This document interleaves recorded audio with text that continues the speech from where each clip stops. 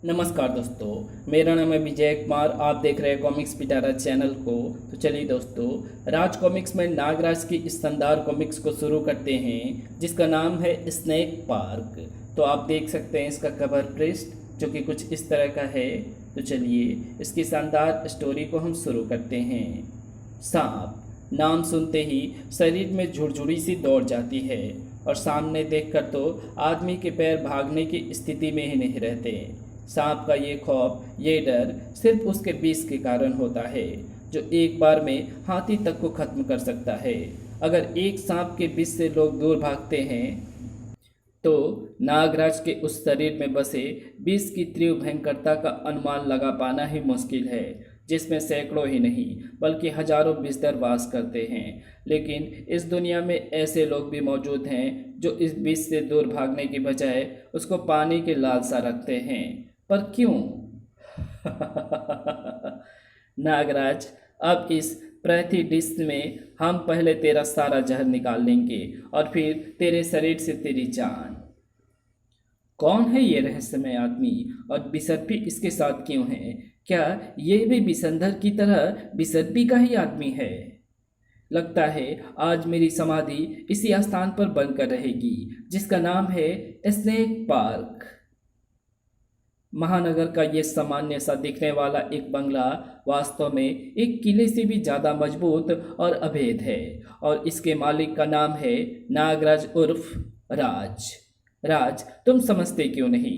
मेरा ऑफिस जाने का कोई फायदा नहीं है। जब तक दादा वेदाचार्य का कोई पता नहीं मिलता, तब तक मेरा किसी काम में दिल नहीं लगेगा। आज उनको बिना बताए गए हुए 8 दिन हो गए हैं। ऐसा उन्होंने पहले कभी नहीं किया। विषकन्या और विसंधर से उलझने के चक्कर में मैं भी इस बात पर ध्यान नहीं दे पाया। लेकिन तुम फिक्र मत करो, अगर वे अपने आप कहीं गए हैं तो जल्दी वापस आ जाएंगे, और अगर किसी ने उनको ज़बरदस्ती ले जाने की कोशिश की है तो नागराज आज ही रात उस शख्स का पता लगा कर रहेगा।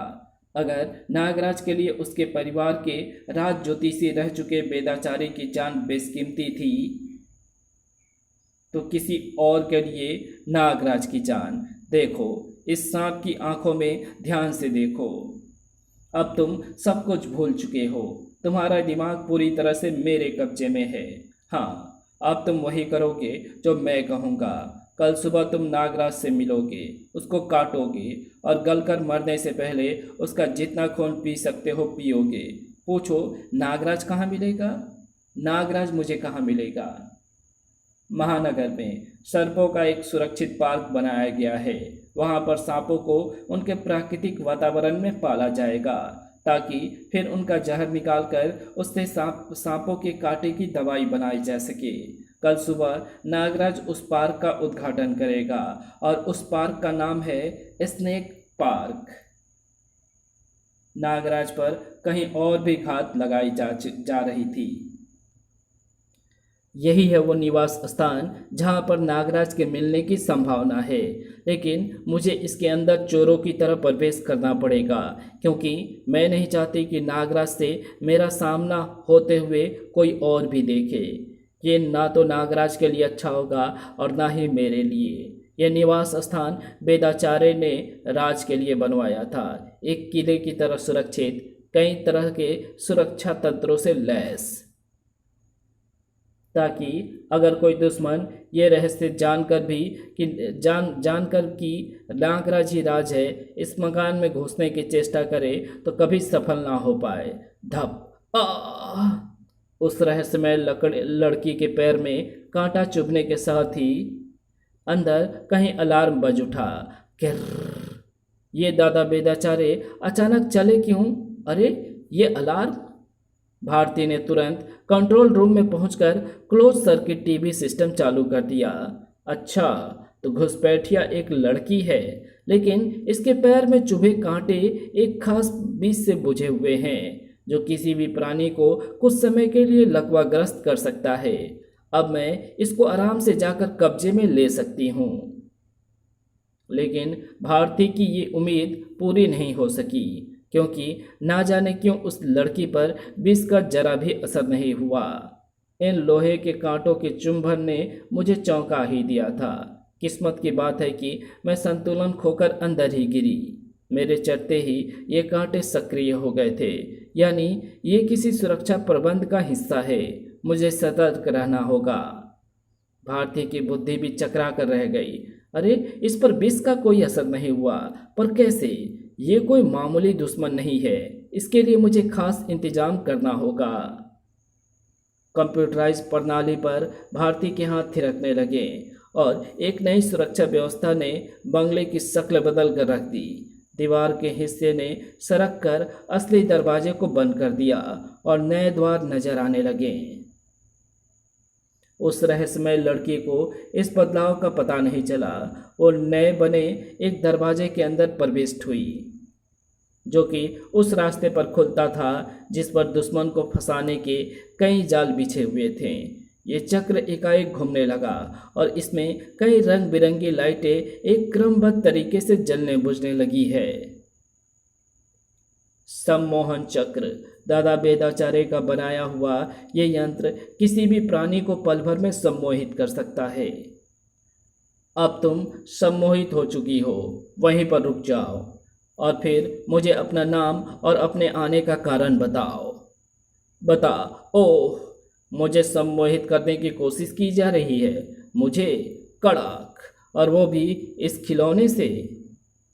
भारती की आंखें आश्चर्य से फटी की फटी रह गई। ओह, दूसरा बार भी असफल हो गया।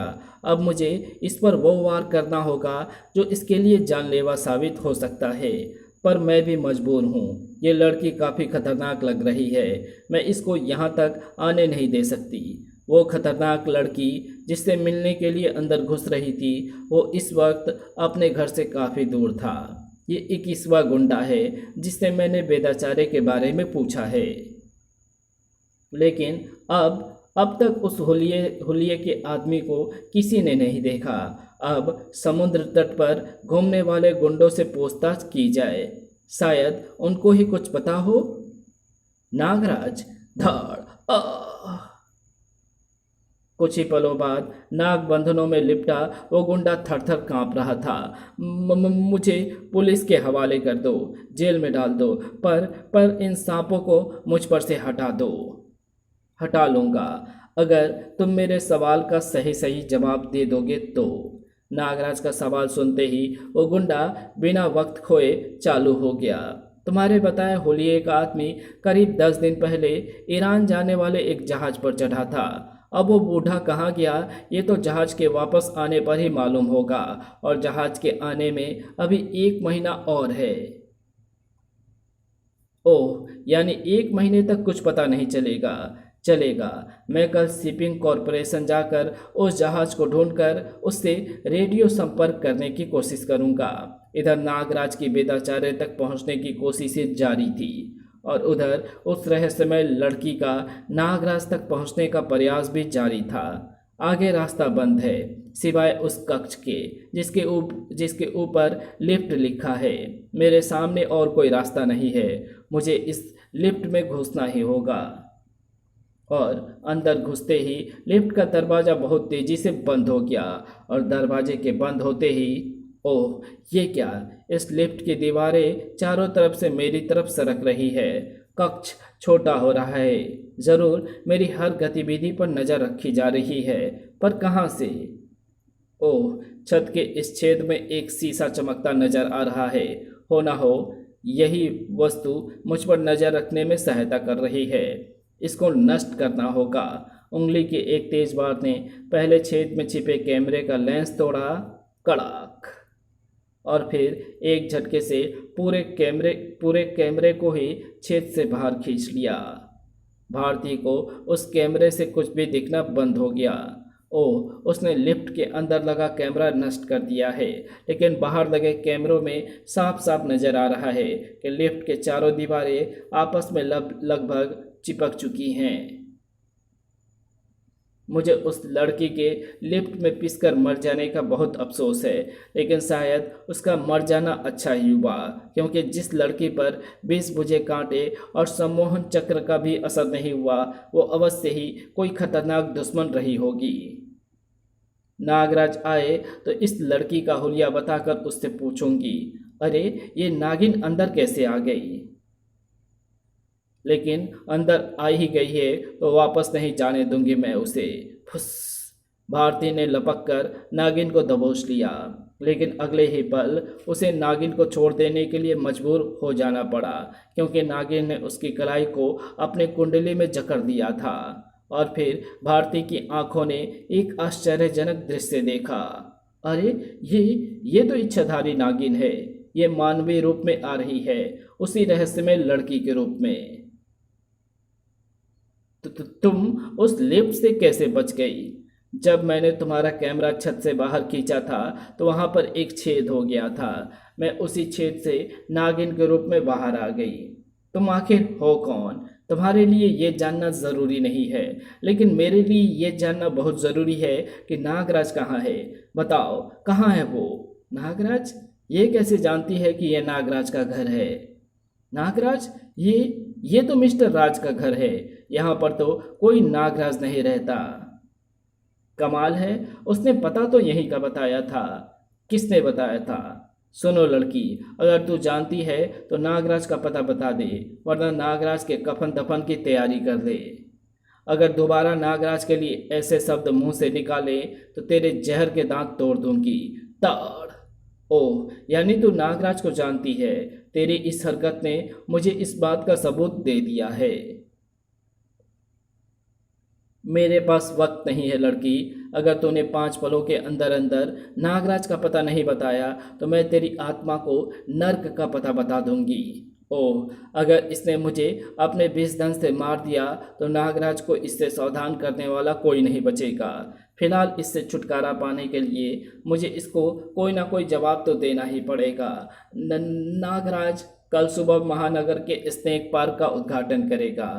कहाँ पर है स्नेक पार्क? महानगर के पश्चिमी छोर पर। ठीक है, बाकी मैं खुद पता कर लूँगी। अपना काम पूरा होते ही वो लड़की फिर नागिन का रूप बदलकर गायब हो गई। अगली सुबह स्नेक पार्क पहुंचने के लिए स्नेक पार्क आम जनता के लिए एक खौफ भरे कौतूहल की चीज और जरूरतमंदों के लिए एक जीवनदायी स्थान। इस पार्क का मुख्य उद्देश्य तो सांपों के विष यानी वेनम को निकालकर उससे एंटी वेनम यानी सर्प विष के काट को तैयार करना है, लेकिन इसके साथ साथ आम जनता को सर्पों के बारे में शिक्षित करना भी बहुत आवश्यक है। आप जितना सोचने वाले लोग बहुत कम हैं, डॉक्टर करुणाकरन। हमारे देश में सांप के काटने से हर वर्ष लगभग 40,000 मौतें होती हैं। इनमें से उन लोगों की संख्या भी अच्छी खासी है जो सर्प के विष के बजाय सांप के डर से मर जाते हैं, जबकि सच्चाई तो ये है कि हर 10 सांपों में से सिर्फ एक सांप ही जहरीला होता है, यानी सिर्फ 10%। इस पार्क का उद्देश्य जनता को विषधर और विषहीन सांपों के अंतर से अवगत कराना है, और इस महान उद्देश्य के लिए बनाए गए इस स्नेक पार्क के उद्घाटन के लिए तुमसे अच्छा व्यक्ति तो मेरी नज़र में नहीं है। रिबन काटो नागराज।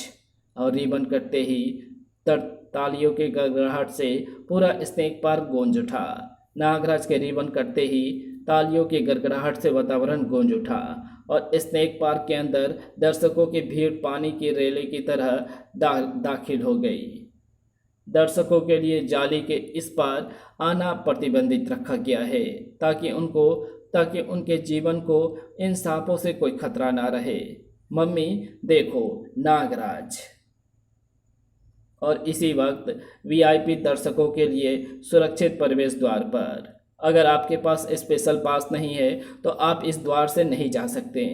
हट जाओ मेरे रास्ते से, हट जाओ। धाड़ धाड़। उस पागल हुए आदमी में ना जाने कहां से इतनी ताकत आ गई कि उसने दोनों गार्डों को एक ही बार में चित कर दिया। ये दृश्य देखकर कोई मुस्कुरा उठा। मेरे हिप्नोटिक कंट्रोल में फंसा ये व्यक्ति जब तक मेरा आदेश पूरा कर नहीं लेगा तब तक कोई इसे रोक नहीं पाएगा। गार्डों की चीख नागराज के संवेदनशील कानों तक भी पहुंच गई थी। यह आवाज़ कैसी थी? उधर से कोई आदमी भागता हुआ इधर ही आ रहा है, और जब तक नागराज कुछ समझ पाता तब तक उस आदमी के दांत उसके शरीर में धंस चुके थे। अरे अरे, ये तो मेरा खून पी रहा है। थप।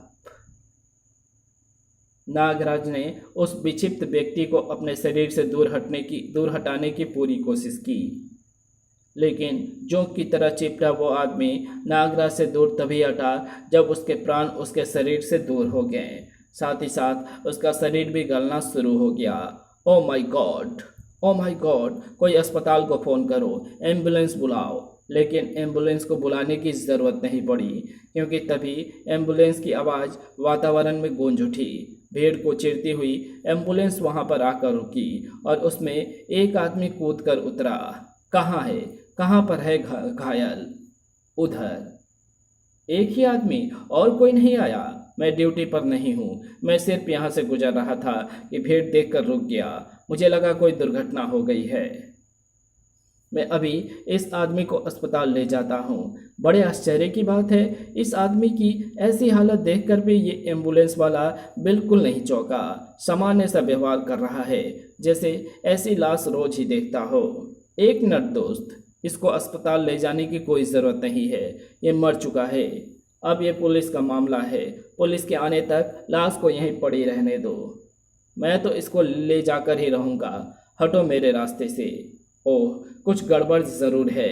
इसका तुरंत आ जाना, लाश देख कर ना चौंकना और लाश ले जाने की जिद करना कम से कम सामान्य हरकत तो नहीं कही जा सकती। धप, इसलिए मैं इसको जाने नहीं दे सकता। धड़ाक। नागराज के वार में सैकड़ों सर्पों की असीमित शक्ति थी और नागराज उसको संभलने का मौका देने वाला नहीं था। लेकिन तभी उसकी नज़र भीड़ की तरफ गई और एक सूरत ने उसका ध्यान बटा दिया। ये तो बिसर्पी है। मैं इसके इच्छाधारी रूप में भी इसको पहचान सकता हूँ, लेकिन ये महानगर में क्या कर रही है? ये ध्यान बटना नागराज को बहुत महंगा पड़ा। अगर तू लड़ाई चाहता है तो नागराज, यही सही। धार। वैसे भी दुश्मन से एक बार सामना हो जाने के बाद केंचू सर अपनी पूंछ दिखाकर नहीं भागता। ओह, ये तो आदमी की खाल पहने हुए एक विलक्षण सर्प प्राणी है। अचानक आश्चर्यजनक था वो प्राणी, आधा मशीन और आधा सर्प का शरीर। नागराज भी पल भर के लिए स्तब्ध रह गया और फिर उसकी पसलियां कड़कड़ा उठी। वार बड़ा जोरदार था। पल भर के लिए नागराज की आंखों के सामने भी अंधेरा छा गया, लेकिन नागराज के दृढ़ निश्चय ने उसके शरीर को एक बार फिर उसके पैरों पर खड़ा कर दिया। सांप की सबसे बड़ी कमजोरी होती है उसकी रीढ़ की कमजोर हड्डी। इसलिए अगर सांप को दुम से पकड़कर हवा में उठा लिया जाए तो वो अपना मुंह ऊपर नहीं उठा पाता, पूरी तरह से बेबस हो जाता है। मुझे ये लड़ाई जीतने के लिए इसको दुम से पकड़कर वार करना होगा। नागराज ने सोचा भी ठीक था और वार भी ठीक ही किया था, परंतु वो ये भूल गया था कि केंचू सर्प के शरीर में 4 पैर भी होते हैं, जिसका इस्तेमाल केंचू सर्प नागराज को बेबस करने में कर सकता था। धम। नागराज कमजोर पड़ रहा है। आशीष, रेखा, निशांत, मयंक, कुणाल, हम भारत के विभिन्न राज्यों से नागराज का उद्घाटन करता देखने आए थे, ना कि पिटता हुआ देखने। अगर मैं नागराज की मदद कर सकता तो जान देकर भी करता, लेकिन फिलहाल हम कुछ नहीं कर सकते। ना तो नागराज के प्रशंसक ये दृश्य सहन कर पा रहे थे और ना ही नागराज का शरीर केंचू सर्प के मशीनी शरीर के वार। इस सर्प को निर्मित करने वाला अवश्य ही बहुत प्रतिभाशाली वैज्ञानिक होगा, क्योंकि इसका निर्माण ही मुझे मात देने के लिए किया गया है। इस मशीनी शरीर पर ना तो मेरी सर्प सेना का असर होगा, ना ही विष फुंकार का और ना ही मेरे विष दंश का। इसको तो मैं सम्मोहित भी नहीं कर सकता, क्योंकि इसकी आंखें ही नहीं है। एक मिनट, फिर ये देख कैसे पा रहा है? ओह, ये अपनी जीभ बाहर लपलपा रहा है। कई सर्प आँखों से कम दिखने के कारण अपनी चीरी हुई जीभ का इस्तेमाल करते हैं। अपने शिकार की गंध और कंपन को उनके जीभ ग्रहण करती है और इससे वे अपने शिकार की स्थिति का पता लगा लेते हैं। ये भी वही कर रहा है। अब मैं इस गूंगे के साथ साथ अंधा भी कर दूंगा। नागराज ने एक झटके के साथ केंचू सर्प की जीभ बाहर खींच ली। केंचू सर्प दर्द से कर रहा उठा और अब नागराज की स्थिति का कोई भी संकेत न मिल पाने के कारण केंचु सर्प छटपटाने और बेचैन होने लगा। अब ये अंधों की तरह वार करके स्नेक पार्क की चीज़ों को तोड़ रहा है। अब समय आ गया है कि मैं इसके बदन को ही तोड़ दूं। धाड़! केंचु सर्प का शरीर कड़कड़ा उठा। मशीनी अंगों के जोड़ ढीले होने लगे। साथ ही साथ किसी और की आशाएं भी कड़कड़ा उठी। केंचु सर्प नागराज को नहीं हरा पाएगा। अब एक ही रास्ता है। जब तक नागराज केंचु सर्प से उलझा हुआ है तब तक मैं खुद ही इस लाश को उठा लाऊं। इधर नागराज ने केंचु सर्प को आखिरी बार पटका। अलग हो गया धड़ से इसका मशीनी शरीर। खत्म हो गया केंचु सर्प। कड़ाक! अब मुझे इसकी दुम पकड़े रहने की कोई ज़रूरत नहीं है। नागराज ने दुम को छोड़ दिया और यहीं पर एक भीषण गलती कर गया। वो भूल गया था कि सरीसृपों के शरीर में जान निकल जाने के बाद भी उनकी दुमें काफ़ी देर तक तड़पती रहती है। नागराज की कनपट्टी पर केंचु सर्प की तड़पती पूंछ का एक तेज वार हुआ। तड़ाक! आह! और नागराज की कनपट्टियों के ठीक नीचे स्थित उसकी विषफुंकार ग्रंथि का संतुलन बिगड़ गया। ओह! मेरे मुंह से अपने आप विषफुंकार निकल रही है। मैं इसको रोक नहीं पा रहा हूँ। मेरी कनपट्टी में ही तेज दर्द हो गया है और इस कारण मैं कुछ भी ठीक से सोच समझ नहीं पा रहा हूँ। फूं! नागराज के पास पड़ी लाश को उठाने के लिए उस रहस्यमय व्यक्ति के बढ़ते कदम वहीं पर रुक कर रह गए। उफ! ये विषफुंकार! अब अगर मैं आगे बढ़ा तो यहीं पर बेहोश होकर गिर जाऊंगा। उधर ये लड़की भी नागराज की तरफ बढ़ने की कोशिश कर रही है। पर ये क्या? ये तो एक इच्छाधारी नागिन है। उस रहस्यमय शख्स की अनुभवी आंखों से बिसर्पी बच नहीं सकी थी। जोश में आकर जोर से बोले गए उसके शब्दों को भीड़ के कोलाहल के कारण और कोई तो नहीं सुन पाया, लेकिन बिसर्पी के कान ज़्यादा तेज थे। ओह! यह आदमी जो कोई भी है, इसने मुझे पहचान लिया है। अब मेरा यहाँ पर रुकना खतरे से खाली नहीं है। वैसे भी विषफुंकार के इस घने कोहरे को चीरकर नागराज तक पहुँच पाना असंभव है। मुझे यहाँ से भागना होगा।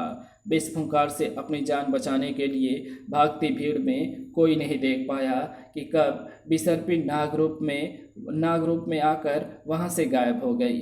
नागराज की विषफुंकार से जहरीले हो गए वातावरण से अधिकतर लोग अपनी जान बचाने के लिए दूर भाग रहे थे, लेकिन एक अपनी जान पर खेलने के लिए तैयार हो रहा था।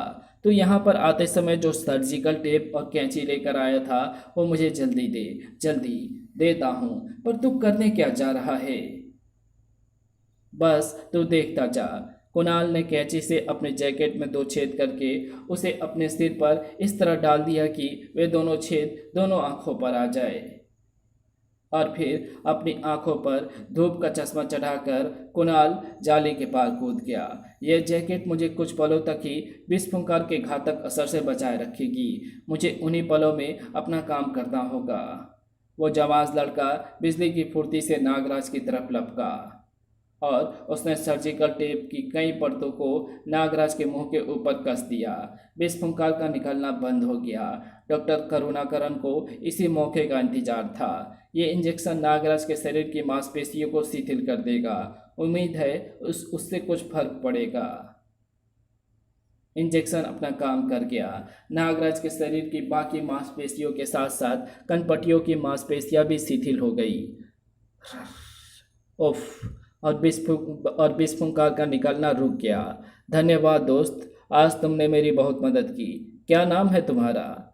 मेरा नाम कुणाल सौरभ है नागराज। मैं नवादा बिहार से आपको स्नेक पार्क का उद्घाटन करता हुआ देखने अपने दोस्तों के साथ यहाँ पर आया था। उसी वक्त नागराज, आज तुम्हारी वजह से कई जानें खतरे में पड़ सकती थी। कमिश्नर साहब, इस दुर्घटना के लिए मुझे खेद है। ऐसा मैंने जानबूझकर नहीं किया। कुछ भी हो, लेकिन दोबारा ऐसा नहीं होना चाहिए, वरना मैं तुम्हारी विषफुंकार के प्रयोग पर प्रतिबंध भी लगा सकता हूँ। तुम्हारी जगह कोई और होता तो मैं उसे जेल में डाल देता, लेकिन तुमको मैं सिर्फ चेतावनी देकर छोड़ रहा हूँ। और फिर बाद में स्नेक पार्क के उद्घाटन में इस तरह के रंग में भंग होना एक तरह से अच्छा ही हुआ डॉक्टर करुणाकरन। इस घटनाक्रम से आपको मेरी उन कमजोरियों को देखने का मौका मिल गया जो मुझे अक्सर परेशान करती रही हैं। कैसी कमजोरियां नागराज? मेरी सबसे बड़ी कमजोरी मेरा अपना शरीर है डॉक्टर करुणाकरन। अभी अभी आपने खुद देखा कि किस तरह एक आदमी मुझे काट कर गल गया और फिर मेरी विस्फुंकार अनियंत्रित हो गई। ऐसा दोबारा भी हो सकता है और मुझे जरा सा भी आइडिया नहीं है कि मैं इस तरह की दुर्घटना को कैसे रोक सकता हूँ। और ये सिर्फ इसलिए है क्योंकि मुझे अपने ही शरीर के बारे में कुछ नहीं पता। जैसे कि मैं दीवारों पर कैसे चढ़ लेता हूँ, मेरे शरीर से सांप कहाँ से निकलते हैं, ये विस्फुंकार कैसे निकलती है। और हमारे रिसर्च सेंटर में तुम्हारे चेकअप के लिए पूरी सुविधाएं उपलब्ध है। मैं चेकअप के बाद ही तुम्हारे सवालों के जवाब दे पाऊँगा। अरे, इस चक्कर में तो मैं भूल ही गया था। बिसर्पी कहाँ चली गई? बिसर्पी? ये कौन है? बिसर्पी पास ही में थी। मैं नागराज से अकेले में मिलने का मौका ढूंढने के लिए उसके पीछे लगी हुई हूँ। लेकिन ये चेकअप क्या होगा? और फिर आपने मुझे बांध क्यों दिया डॉक्टर करुणाकरन? तुम्हारे शरीर का इस सीटी स्कैन मशीन पे परीक्षण करने के लिए तुम्हारे शरीर को स्ट्रेचर से बांधना आवश्यक है नागराज, क्योंकि ये मशीन शरीर की एक ही अवस्था में एक के बाद कई फोटोग्राफ लेकर उनका मिलान करती है और उसके बाद कंप्यूटर उन सारे फोटोग्राफों के विश्लेषण के बाद अपनी रिपोर्ट देता है। अगर फोटो लेते समय शरीर ज़्यादा हिल गया तो कंप्यूटर में एरर आ सकती है।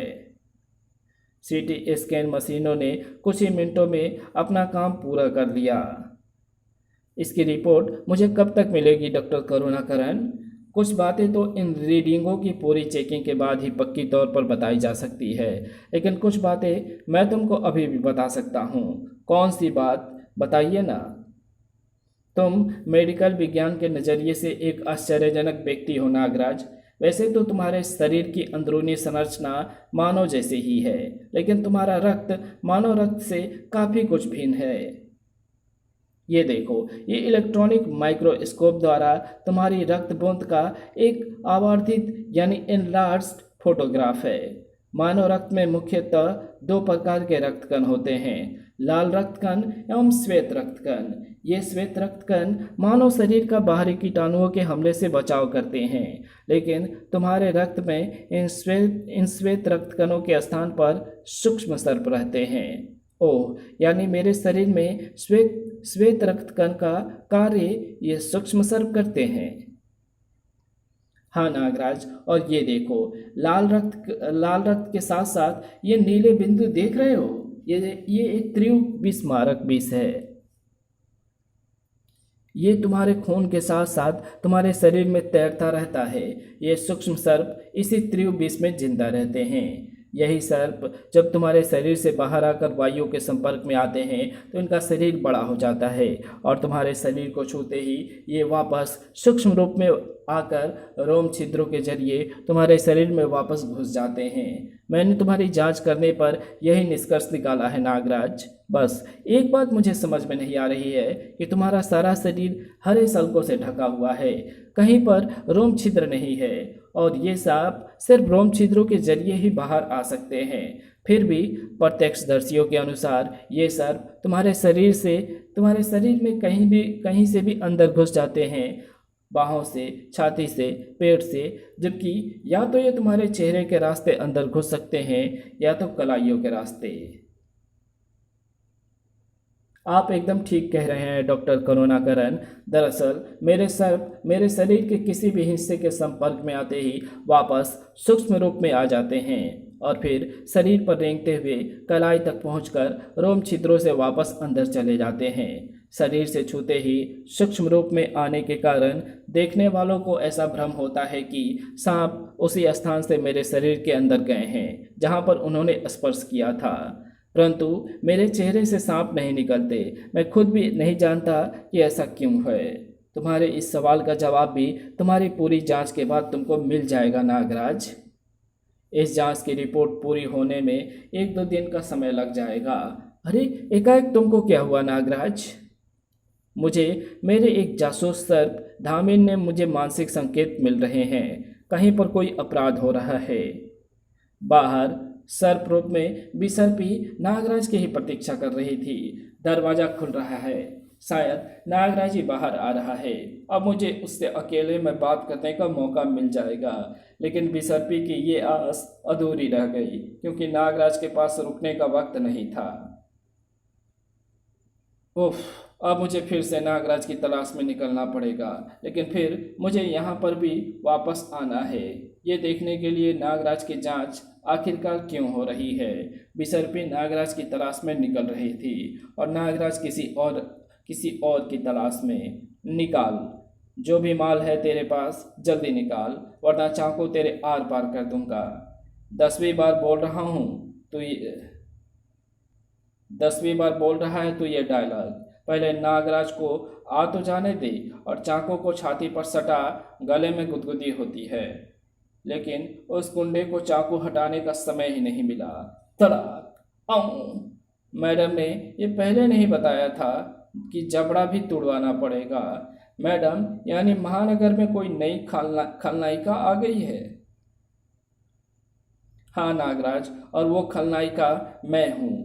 तुम भारती, ये सब क्या चक्कर है? बताती हूँ, पहले इन एक्टरों को विदा कर दूँ। नागराज के वार के लिए मैं आपसे माफ़ी मांगती हूँ। पाल कुमार जी, अब आप लोग जाइए और मुझसे ऑफिस में मिलिएगा। Okay madam. उन दोनों अभिनेताओं के जाने के बाद ये क्या हरकत है भारती? जानती हूँ मैं कितनी महत्वपूर्ण बातचीत को बीच में छोड़कर आया हूँ। तुम कल रात को अपने बंगले पर वापस नहीं आए। मैं तुमसे कुछ ज़रूरी डिस्कशन करने वहाँ पर गई थी। ज़्यादा रात हो गई तो वहीं पर रुक गई थी। तो क्या हुआ? जो कुछ हुआ वही बताने के लिए मैंने तुमको यहाँ पर इस तरह बुलाया है, क्योंकि तुमसे संपर्क कर पाने का मेरे पास यही एक तरीका था। मैं जानती थी कि देर सवेर तुम्हारा कोई ना कोई जासूस सर इस अपराध को देखकर इसकी खबर तुम तक पहुँचा देगा। तुम मुझसे स्नेक पार्क में संपर्क कर सकती थी। मैं समझी कि तुम वहाँ से निकल चुके होगे। वहाँ तो तुमको सिर्फ उद्घाटन करने ही जाना था ना। उसमें कितना समय लगता है? मैं वहीं पर था। अब बताओ क्या बात हुई कल रात को? भारती ने जो कुछ बताया उससे नागराज की आंखें फटती चली गई। ओ, यानी बिसर्पी मेरे घर पर भी आई थी और उसने मुझे जान से मारने की धमकी दी है। ये बिसर्पी आखिर है कौन? फिर कभी बताऊंगा। अभी तो मुझे ये जानने जाना है कि वो यहाँ पर क्यों आई है।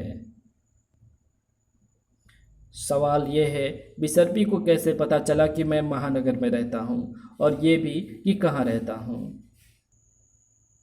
इस सवाल का जवाब यहाँ पर था, नागद्वीप में। इसको अब तक होश नहीं आया राजवैद्य जी? नहीं महात्मा कालदूत, इसको थोड़ा और समय लगेगा।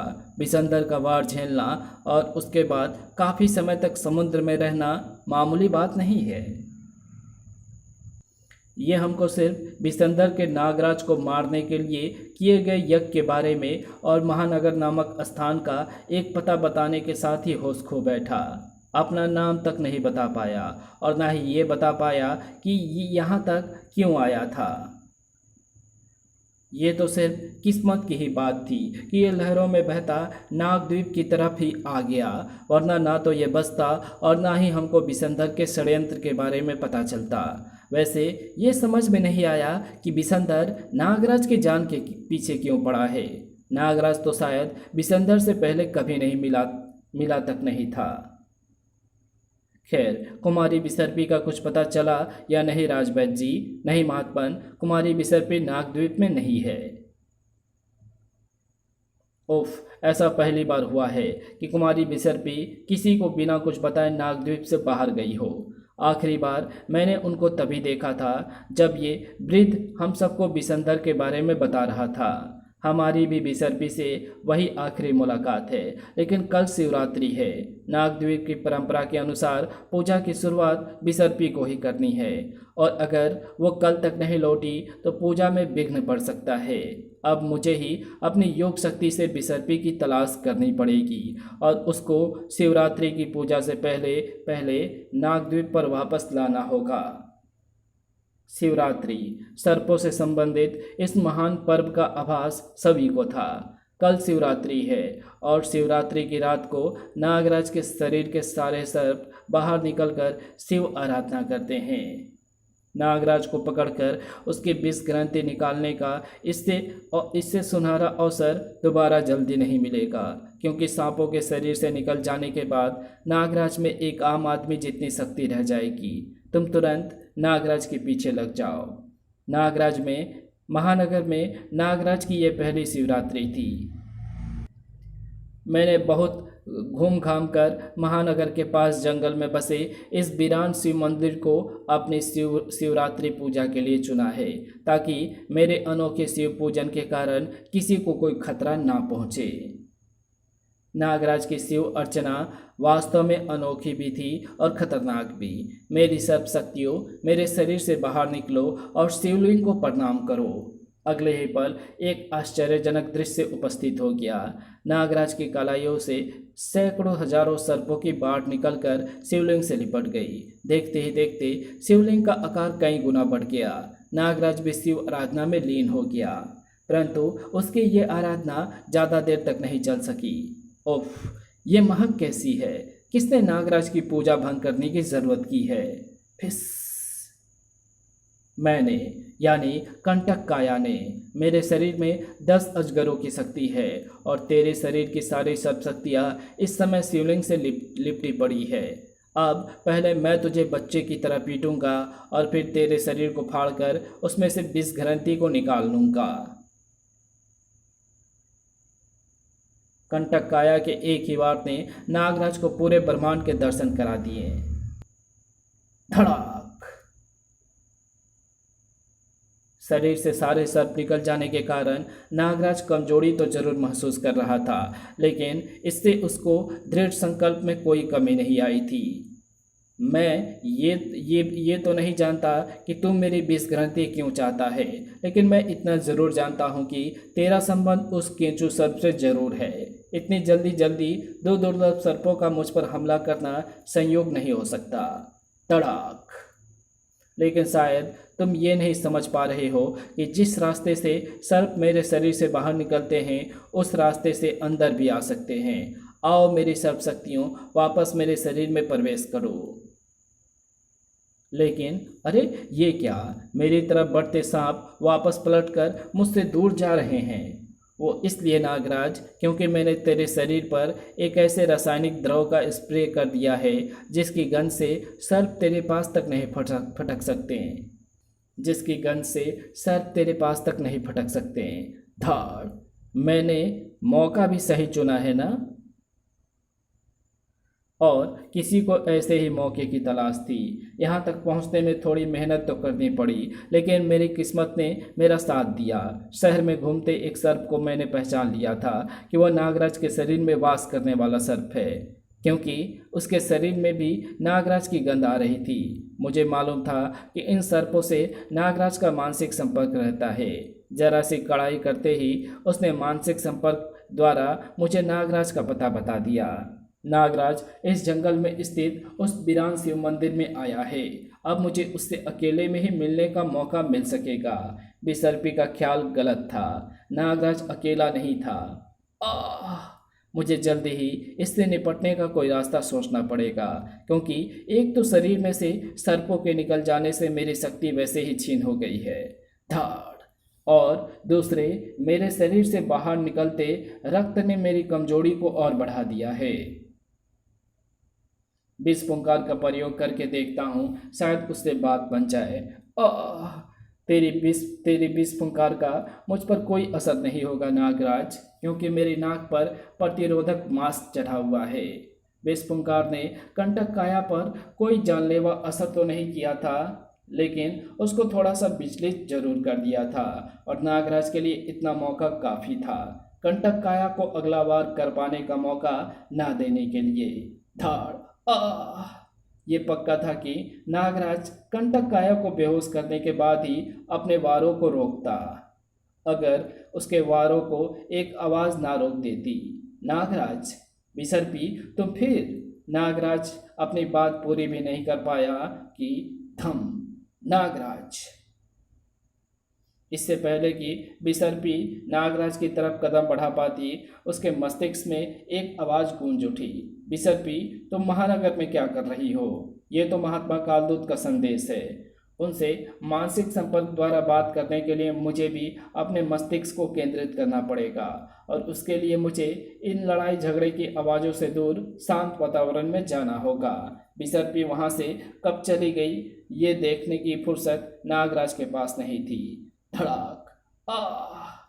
अब तेरे बदन में सिर्फ एक नवजात शिशु जितनी ही शक्ति बची होगी नागराज। अब मैं तेरे शरीर को पहले 2 हिस्सों में चीरूंगा और उसके बाद उसके अंदर से विष ग्रंथि को निकाल कर ले जाऊंगा। इधर कंटक काया के हाथ नागराज का शरीर चीरने को उतावले हो रहे थे और दूसरी तरफ बिसर्पी कालदूत से तर्क करने में व्यस्त थी। बिसर्पी तुम तुरंत वापस आ जाओ, हम शिवरात्रि की पूजा के लिए तुम्हारा इंतजार कर रहे हैं। क्षमा चाहती हूँ महात्मन, परंतु महानगर में मेरा कार्य अभी समाप्त नहीं हुआ है। महानगर में आखिर तुमको ऐसा कौन सा महत्वपूर्ण कार्य है बिसर्पी? ये बताने में बहुत समय लग जाएगा महात्मन, और अभी अभी मुझे जल्दी वापस जाना है। हम तुम्हारे उत्तर से संतुष्ट नहीं हैं कुमारी बिसर्पी। तुम्हारे सामने 2 ही विकल्प है, या तो तुम स्वयं वापस आ जाओ या मैं किसी को तुमको ज़बरदस्ती ले आने के लिए भेजता हूँ। इधर बिसर्पी और कालदूत में वाद विवाद चल रहा था और उधर नागराज में अविश्वसनीय रूप से आशा का संचार हो रहा था। अरे ये क्या हो रहा है? मुझे अपने कमज़ोर हो रहे शरीर में एक नई शक्ति और स्फूर्ति का संचार होता महसूस हो रहा है, लेकिन कैसे? तड़ाक। खैर ये मैं बाद में सोचूंगा, फिलहाल तो मुझे इस मौके का फ़ायदा उठाना चाहिए, इस कंटक काया को पीटकर इससे इस षड्यंत्र का रहस्य जानने के लिए। धार। कंटक काया नागराज में हुए आश्चर्यजनक बदलाव के सदमे से उबर नहीं पाया और नागराज ने बाजी पलट दी। बता, किसने भेजा है तुझे? मेरी विष ग्रंथि किसके लिए तू ले जाने वाला था? बोल। ये तो मुझसे कभी नहीं जान पाएगा नागराज, कभी नहीं, कभी नहीं। धाड़। कांटेदार नकाब की अप्रत्याशित टक्कर ने नागराज के चेहरे को बुरी तरह से लहूलुहान कर दिया और नागराज का शरीर कंटक काया के शिकंजे से जकड़ गया। नागराज ने अपने बचाव के लिए कंटक काया को अपने पीठ के ऊपर से हवा में उछाल दिया और यही कंटक काया की मौत का कारण बन गया, क्योंकि हवा में उड़ता उसका शरीर सीधे त्रिशूल पर जा गिरा। ओह, शायद भोलेनाथ शंकर देव ने इसको पूजा भंग करने का दंड इस तरह से दिया है।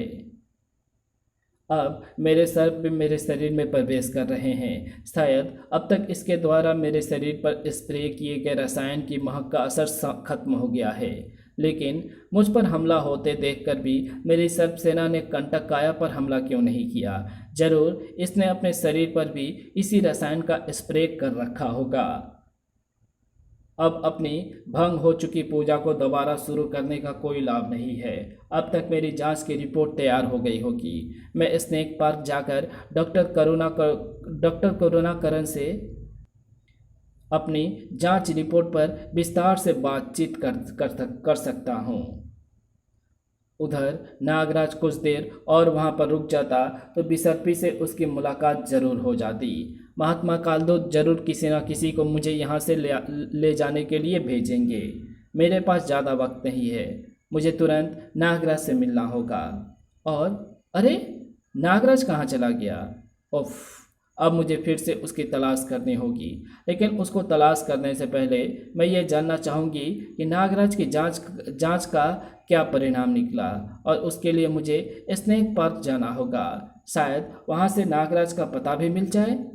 बेसरपी ये नहीं जानती थी कि स्नेक पार्क में उसकी मुलाकात नागराज के अलावा किसी और से भी होने वाली थी, क्योंकि उसी वक्त महानगर के एक अनजान हिस्से में कंटक काया को अब से आधे घंटे पहले यहाँ पर पहुँच जाना चाहिए था। उसके अब तक यहाँ ना पहुँच पाने के दो ही कारण हो सकते हैं, या तो वो मारा गया है या फिर नागराज ने उसे बंदी बना लिया है, और दोनों ही परिस्थितियों में वो हमारे किसी काम का नहीं रहा। अब नागराज उसका जहर पाने के लिए फिर से हमला करने से पहले उसके जहर की तलाश एक और स्थान पर कर ली जाए, और वो स्थान है स्नेक पार्क। शायद नागराज ने बाकी सर्पों की तरह अपना विष भी वहाँ पर विषनाशक दवा बनाने के लिए रख छोड़ा हो। नागराज ने अब तक अपना तीव्र जहर दान नहीं किया था, क्योंकि अब तक इसका मौका ही नहीं मिल पाया था। तुम्हारी जांच काफ़ी हद तक पूरी हो गई है नागराज, सिर्फ एक दो चीज़ों का कंफर्म करने के लिए तुम्हारे फिर से सीटी स्कैन करना पड़ेगा। तो आपको क्या पता लगा मेरे शरीर संरचना के बारे में? सबसे पहले तुम्हारे उस सवाल का जवाब कि तुम्हारे चेहरे के रोम छिद्रों से सर्प क्यों नहीं निकलते। दरअसल तुम्हारे रक्त में मौजूद सूक्ष्म सर्प तुम्हारे धड़ में यानी गर्दन के नीचे तक के हिस्से में रहते हैं। तुम्हारे चेहरे की रक्त नलिकाओं में सर्प मौजूद है ही नहीं, इसलिए चेहरे से इनके बाहर निकलने का सवाल ही पैदा नहीं होता। ओह, लेकिन अभी अभी मेरी मुठभेड़ एक सर्प मानव से हुई थी, लेकिन उस मुठभेड़ के दौरान मेरे साथ एक आश्चर्यजनक वाकया घट गया। कैसा वाकया नागराज? नागराज ने डॉक्टर करुणाकरन को कंटक काया से हुई अपनी मुठभेड़ के दौरान सर्पों के निकल जाने के कारण हो गई कमजोरी और फिर आश्चर्यजनक रूप से शक्ति का संचार होने वाली घटना बता दी। ओह, मैं समझ गया। दरअसल ऐसा इसलिए हुआ क्योंकि तुम्हारे शरीर में वास करने वाले सूक्ष्म सर्पों की एक आश्चर्यजनक खासियत है। वे तुम्हारे जहरीले रक्त में अपने आप को द्विगुणित हो जाते हैं, यानी 1 से 2 बन जाते हैं, फिर वे 2 से 4, 4 से 8 और ऐसे ही आगे बढ़ते चले जाते हैं। लेकिन ऐसा तभी होता है जब इन सर्पों की संख्या एक खास मात्रा में कम हो जाती है। जब तुम्हारे रक्त में इनकी संख्या उस मात्रा या उससे थोड़ी ज़्यादा हो जाती है, तब ये अपने आप द्विगुणित होना बंद कर देते हैं। तुम्हारी कंटक काया से हुई मुठभेड़ के दौरान जरूर 1-2 सूक्ष्म सर्प तुम्हारे शरीर में बचे रह गए होंगे। वो लड़ाई के दौरान तुम्हारे शरीर में द्विगुणित होते रहें, और जब इनकी संख्या एक खास स्तर तक पहुंच गई तो फिर से तुमने अपने शरीर में शक्ति का संचार होता महसूस होने लगा, और तुम्हारे शरीर पर जो गोलियां, भालों और चाकों का असर नहीं होता, वो भी इन सूक्ष्म सर्पों के कारण होता है। जब भी तुम्हारे शरीर के ऊपर या शरीर के अंदर कोई घाव लगता है, तो ये सूक्ष्म सर्प लगभग तुरंत ही उस छेद को भर देते हैं और तुम्हारे शरीर को कोई क्षति नहीं पहुंचने देते। वाओ! अब 2 समस्या हमारे सामने है। एक तो तुम्हारी विष फुंकार और दूसरी तुम्हारे शरीर में दौड़ता जहर, जिसकी वजह से अगर कोई तुमको या तुम किसी को काट लो तो उसकी मौत हो जाती है। सबसे पहले मैं विष फुंकार की समस्या को तुमको बताता हूँ। देखो, तुम्हारी विष फुंकार वाली ग्रंथि तुम्हारी कनपट्टी के ठीक नीचे स्थित है, और इसका संबंध इस नली द्वारा तुम्हारे गले से भी है। जब तुम विष फुंकार को निकालना चाहते हो तो तुम्हारे गले से वायु प्रवाह निकलता है, और इस ग्रंथि का विष इस नली द्वारा तुम्हारे द्वारा छोड़ी गई फुंकार में मिश्रित हो जाता है। ठीक उसी तरह जिस तरह कीटनाशक स्प्रे पंप काम करते हैं। केंचु सर्प के दुम पर वार सीधा इसी ग्रंथि पर पड़ा था, जिससे ये ग्रंथि थोड़ी सी सूजकर अनियंत्रित हो गई थी। मैं एक छोटा सा ऑपरेशन करके इस ग्रंथि के ऊपर एक फाइबर ग्लास का कवर फिट कर दूंगा, ताकि ऐसी दुर्घटना दोबारा ना घटे। अब समस्या है तुम्हारे शरीर में दौड़ते जहर को नियंत्रित करने की। इसके लिए मुझे फिर से तुम्हारा सीटी स्कैन करना पड़ेगा। तो फिर देर कैसी, अभी कर लीजिए, चलिए। इसी वक्त स्नेक पार्क के गेट के ठीक अंदर वो नागिन बड़ी चतुराई से छिपती हुई स्नेक पार्क की इमारत के अंदर दाखिल हो रही थी, लेकिन सतर्क पहरेदारों की नज़रों से वो नागिन बच नहीं सकी। अरे ये नागिन अपने पिंजड़े से बाहर कैसे आ गई? अभी इसको इसके पिंजड़े में वापस। तड़ाक। आह! नागिन की तरह लहराती दुम के वार ने पहले पहरेदार को बेबस कर दिया, लेकिन दूसरा पहरेदार ऐसे किसी भी परिस्थिति के लिए तैयार था। ओह ओह, इसने इसने तो मुझे दो मुही लकड़ी से जकड़ दिया है। मैं इसको अपना असली रूप दिखाना तो नहीं चाहती थी, लेकिन इसने मुझे मजबूर कर दिया है। बिसर्पी के इच्छाधारी रूप में आते ही उस पहरेदार के तो होश ही उड़ गए, और इससे पहले कि वो होश को संभाल पाता, बिसर्पी ने उसके होशोहवास को पूरी तरह से उड़ा दिया। तड़ाक। इससे पहले कि ये होश में आकर किसी को मेरे बारे में बता पाए, मैं नागराज की जांच से संबंधित जानकारियां को पढ़ लूं। उससे मुझे नागराज का पता मिलने की भी काफ़ी संभावना है। मैंने यहाँ पर छिपने के दौरान उस कक्ष को देखा है जिसमें ये लोग ऐसे कागजात रखते हैं। उस कक्ष को ये लोग रिकॉर्ड रूम कहते हैं। बिसर्पी ये नहीं जानती थी कि नागराज भी पास ही के कमरे में मौजूद था। बस नागराज, सिर्फ 10 मिनटों में तुम्हारी जांच पूरी हो जाएगी, यानी 10 मिनटों तक मुझे ऐसे ही बंधे पड़ा रहना होगा। क्या करे नागराज, मजबूरी है। इसी वक्त स्नेक पार्क के गेट पर, अरे हम तो बड़ी तैयारी से आए थे, लेकिन यहाँ तो पहरेदार पहले से ही तड़प रहे हैं, यानी कोई और हमसे पहले ही यहाँ पर पहुँच चुका है। मुझे कुछ खतरे का आभास हो रहा है। बहुत संभल कर अंदर घुसना। वो खतरा इस वक्त नागराज की फाइल पढ़ने में व्यस्त था। ओह, कई सब तो मुझे समझ में नहीं आ रहे हैं, लेकिन फिर भी नागराज की आश्चर्यजनक शक्तियों का इन कागजातों में पूरा जिक्र है। ये जानकारियाँ पढ़ने के बाद तो कोई भी नागराज को खत्म करने का रास्ता बड़े आराम से ढूंढ सकता है। उसी वक्त पैरों की हाट 3-4 लोग एक साथ इधर ही आ रहे हैं। मुझे छुप जाना चाहिए, क्योंकि ये लोग जरूर सिक्योरिटी गार्ड होंगे। बिसर्पी का ख्याल गलत था। आने वाले लोग सिक्योरिटी गार्ड नहीं थे। प्रोफेसर, इस कमरे का दरवाज़ा खुला हुआ है, लाइट भी जल रही है, लेकिन यहाँ पर तो कोई नहीं। अरे, इस फाइल पर तो नागराज का नाम लिखा है। क्या है इसके अंदर? उस रहस्यमय साय ने फाइल के दस्तावेजों को पलटना शुरू कर दिया और उसकी आंखों की चमक बढ़ती चली गई। वाह वाह वाह, ये फाइल तो हीरे की खान है। इसमें तो नागराज से संबंधित ऐसी ऐसी जानकारियाँ हैं जिनका पता मुझे अभी तक नहीं था। ओह, ये तो वही आदमी है जिसने मुझे भीड़ में भी पहचान लिया था, और इसके बोलने का अंदाज काफ़ी खतरनाक है। मुझे ये जानने के लिए इस पर नज़र रखनी होगी कि आखिर ये नागराज से चाहता क्या है। वहीं पास ही में सिटी स्कैन रूम में मशीन में तुम्हारी स्कैनिंग तो कर ली है नागराज, लेकिन इस नई स्कैनिंग को तुम्हारी पुरानी स्कैनिंग से मैच करना पड़ेगा, तभी टेस्ट के सही नतीजे सामने आ पाएंगे। मैं अभी रिकॉर्ड रूम से तुम्हारी मेडिकल फाइल लेकर आता हूँ। डॉक्टर करुणाकरन ने कमरे से बाहर जाने को एक कदम भी आगे बाहर बढ़ाया, और 2 कदम वो पीछे आ गिरे, और वे 2 कदम पीछे आ गिरे।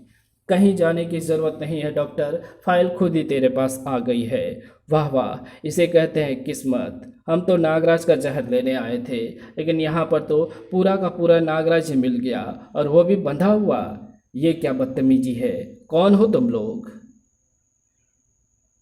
आज तूने मेरा दिल तोड़ दिया है नागराज। मैंने तुझे पाल पोस कर इतना बड़ा किया, नागराज बना दिया, और तू आज मुझे पहचान तक नहीं पा रहा है। नागमणि, प्रोफेसर नागमणि बोल मेरे बच्चे, जिनको किस्मत ने आज वो सुनहरा मौका दे दिया है जिसकी महीनों से उसे तलाश थी। वैसे आज मुझे पता चला कि मेरी किस्मत तो पिछले कई महीनों से अच्छी ही चल रही थी। अब देखो, मैंने एक आदमी को सम्मोहित करके तेरे पास तेरा खून पीने को भेजा, और फिर उसकी गली लाश को उठा लाने के लिए केंचू सर को भेजा, ताकि मैं उस गली लाश में से तेरा जहर अलग कर सकूं। लेकिन तूने केंचू सर को ख़त्म करके मेरी स्कीम को टाई फीस कर दिया। उस वक्त मुझे लगा कि मेरी किस्मत तो बड़ी सड़ी निकली। लेकिन फिर मैंने तेरे पीछे कंटक काया को भेजा, और वो भी तब जब तेरे शरीर की सारी शक्ति यानी तेरे सारे सांप तेरे शरीर से बाहर निकले थे, पर तूने उसे भी खत्म कर दिया। मुझे फिर अपनी किस्मत पर शक होने लगा, लेकिन आज इस फाइल को पढ़कर मुझे पता चला कि मेरी किस्मत तो बहुत अच्छी थी। इसके अनुसार तेरे मरते ही तेरी विष ग्रंथि का सारा जहर बेकार हो जाएगा। तेरे जहर को तेरे जिंदा रहते ही हासिल करना होगा। ओह, यानी ये सब षड्यंत्र तुम्हारा रचा हुआ था। हाँ नागराज, और यहाँ पर तो मैं ये सोच कर आया था कि शायद यहाँ पर तेरा जहर मिल जाए, लेकिन यहाँ पर तो मेरी लॉटरी लगी हुई है। अच्छा, लेकिन तुम मेरा जहर लेने के लिए इतने बेताब क्यों हो नागमणि? मुझे तुम्हारे और नागदंत के बाद एक नया नागमानव बनाना है नागराज, जो तुम दोनों से ज़्यादा शक्तिशाली हो, और बगैर तुम्हारे जहर के ऐसा मानव बना पाना असंभव कार्य है। मुझे चुपचाप अपना जहर दे दो नागराज। तुम मुझे बेबस समझ रहे हैं नागमणि, क्योंकि मेरी कलाइयाँ बंद होने से मेरे सर बाहर नहीं आ सकते, और ये बंधन इतने सख्त हैं कि मेरे हाथ में भी खून का दौरा रुक गया है। इसलिए सर्प मेरी उंगलियों से बाहर नहीं आ सकते, लेकिन मेरे पास और भी शक्ति है नागमणि, विस्फुंकार और सम्मोहन शक्ति नागराज। लेकिन अगर तूने उनका इस्तेमाल किया तो मैं इस डॉक्टर का भेजा तुझे मिनटों में तुझे गिफ्ट में दे दूंगा। अब जल्दी से अपना जहर मुझे दे दे, वरना तेरी जिद के कारण ये गरीब डॉक्टर मारा जाएगा। ओह, तो ये चक्कर है, अब मुझे बीच में पड़ना ही। ओह, हिलियो मत छोरी, नहीं तो तू जाने ही है कि हो सकता है। क्लिक। ओह, अंदर नागराज के दिमाग में एक ही सवाल घूमे जा रहे थे। अगर नागमणि सच कह रहा है तो बिसर्पी इस पूरे मामले में कहीं कहाँ पर फिट होती है? कहीं ऐसा तो नहीं कि बिसंधर की तरह प्रोफेसर नागमणि भी बिसर्पी का ही आदमी बन गया हो। लेकिन अगर ऐसा है तो बिसर्पी यहाँ पर भी ज़रूर आएगी। बिसर्पी नागराज को बिसर्पी के सिर्फ एक झलक दिखाई दी, और उसके बाद दो तेज आवाज़ें आईं, किसी के ज़मीन पर गिरने की और फिर चीखने की। प्रोफेसर धम, ये तो सम्मी की आवाज़ है, आओ देखें क्या हुआ है वहाँ। प्रोफेसर मुझे बचा लो, उस इच्छाधारी नागिन ने मुझे डस दिया है। इच्छाधारी नागिन? ये ज़रूर वही होगी जो मुझे इस पार्क के उद्घाटन पर यहाँ दिखी थी। इस बार ये मेरे चंगुल से बचकर कहीं नहीं जा पाएगी। नागमणि ने अपनी जेब से एक कांच की शीशी निकालकर हवा में उछाल दिया, और बिसर्पी को वहीं रुक जाना पड़ा। ओह, ये कैसी महक है! मुझे मितली और चक्कर आ रहे हैं। मैं एक कदम भी आगे नहीं बढ़ा पा रही हूँ। इस शीशी में वही दवा है जिसका स्प्रे मैंने कंटकाया को दिया था। अब आओ, पकड़ लो इसको। लेकिन प्रोफेसर, हम तो नागराज। अरे, नागराज कहाँ जाएगा, वो तो बंधा हुआ है। नागमणि और उसके आदमी बेबस बिसर्पी की तरफ बढ़े, लेकिन बीच में ही औंधे मुंह जमीन पर आ गिरे। ये क्या सांप? ये तो नागराज के सांप लगते हैं। यानी नागराज आज़ाद हो गया है, पर कैसे? डॉक्टर होश में आ गया है क्या? डॉक्टर अब तक पूरी तरह संभल नहीं पा रहे हैं नागमणि, पर तुम सोचने का कष्ट क्यों उठाते हो? मैं खुद ही तुमको बताता हूँ। दरअसल मैं ये सोच रहा था कि जहर तो मेरे शरीर में, पूरे शरीर में है। तुम चाहते हो मेरे शरीर से खून निकलकर उसमें से जहर को अलग कर लेते, लेकिन तुमने ऐसा क्यों नहीं किया? जवाब ढूंढने में मुझे ज़्यादा वक्त नहीं लगा। तुम ये जानते थे कि मेरे बदन से रक्त निकलते ही मेरे शरीर में दौड़ रहे सर्प भी आज़ाद हो जाएंगे। ये ख्याल दिमाग में आते ही मैंने अपने दांत अपने कंधे पर ही गड़ा लिए। खून निकला, साथ में सर्प भी निकले, और मेरे मानसिक निर्देशों पर काम करते हुए उन्होंने मुझे आज़ाद करा दिया। और अब मुझे इस लड़की से कुछ सवाल जवाब करने हैं। तब तक तुम लोग जरा सुस्ता लो। नागराज बदहवास सी पड़ी बिसर्पी को सिर्फ छू ही पाया था कि राजकुमारी से दूर हो जाओ नागराज, मैं कुमारी बिसर्पी को लेने आया हूँ, और मेरे पास वक्त बहुत कम है। नागद्वीप का सर्वोत्तम योद्धा कालकूट अच्छा, तो बिसर्पी ने किसी मुसीबत में फंस जाने की स्थिति में बचने के लिए मददगार को बुला कर रखा है। लेकिन मैं तुमको एक मैत्री के मुकाबले मैं तुमको एक मैत्री मुकाबले में पहले भी परास्त कर चुका हूँ कालकोट। तड़ाक। और आज भी करूँगा। आज तुम ऐसा नहीं कर पाओगे नागराज। अपनी पूरी शक्ति लगाकर भी तुम मुझको नहीं रोक पाओगे। आश्चर्य। नागद्वीप के किसी सर्प में मेरे सर्प बंधनों को तोड़ने की शक्ति नहीं है। आह! ये इतना शक्तिशाली कैसे हो गया? अब मुझे इस पर अपने तीव्र विस्फुंकार का वार करना होगा। फूं! मुझे परास्त करने की बेकार कोशिश मत करो नागराज। अब मैं नहीं हार सकता। ओह, ये मेरी विस्फुंकार को शरबत की तरह पी गया। पर कैसे? नागराज ये नहीं जानता था कि कालकोट को महात्मा कालदूत ने अद्भुत शक्ति से युक्त करके भेजा था, लेकिन उसे कोई रोक ना सके। ओह, इसकी मणि से कोई किरण निकलकर मुझे शीतल कर रही है। मैं अपने आप को संभाल नहीं पा रहा हूँ। नागराज के संभलने से पहले ही कालकोट बिसर्पी को लेकर अदृश्य हो गया। ओह, बिसर्पी का रहस्य ही रह गया। लेकिन नागमणि द्वारा उसको पकड़ने की कोशिश से यह स्पष्ट हो गया है कि बिसर्पी नागमणि के साथ नहीं है। इस बात की पुष्टि तो नागमणि से ही हो। अरे, नागमणि और उसके आदमी कहाँ गए? फर्श पर कांच की एक और टूटी शीशी और थोड़ा सा द्रव गिरा हुआ था। इस द्रव में वैसे ही महक आ रही है जैसे कंटक काया के स्प्रे से आ रही थी। यानी नागमणि के पास ऐसा द्रव और भी होगा और इसी का प्रयोग करके उसने अपने आदमियों और अपने आप को सर्प बंधनों से आज़ाद करवा लिया होगा। खैर, नागमणि को तो मैं ढूंढ ही निकालूंगा, परंतु बिसर्पी से संबंधित प्रश्नों के उत्तर कहाँ से मिलेंगे? समझ में नहीं आता कि वो दोस्त है या दुश्मन। वैसे उसकी हरकतें दुश्मन जैसी ज़्यादा थी। अगर मेरा नागद्वीप पर जाना निषिद्ध ना होता तो मैं स्वयं जाकर बिसर्पी से पूछता, परंतु ऐसा होना संभव है। सवाल वही का वही है, बिसर्पी यहाँ पर क्यों आई थी और उसको मेरे महानगर के निवास स्थान के बारे में कैसे पता लगा? सवाल कहीं और पे भी उठाए जा रहे थे। पूजा तो संपन्न हो गई कुमारी बिसर्पी, परंतु तुमने इस प्रश्न का उत्तर नहीं दिया कि तुम नागराज के पास क्यों गई थी।